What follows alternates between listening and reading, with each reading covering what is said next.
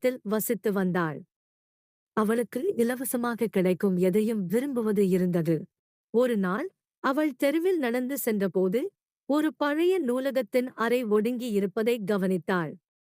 அதில் இலவச புத்தகங்கள் என ஒரு கம்பளம் போட்டு வைக்கிறார்கள் என்று வாசித்தாள். விக்னேஷ் உள்ளே நெருங்கி பார்த்தது.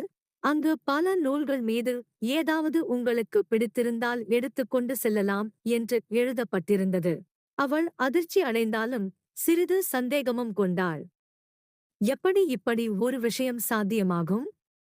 உண்மையில் இலவசம் என்று சொல்லி ஏதும் மறைவு இருக்கிறதா? ஆனால் அவள் ஒரு நூலை எடுத்துக்கொண்டாள்.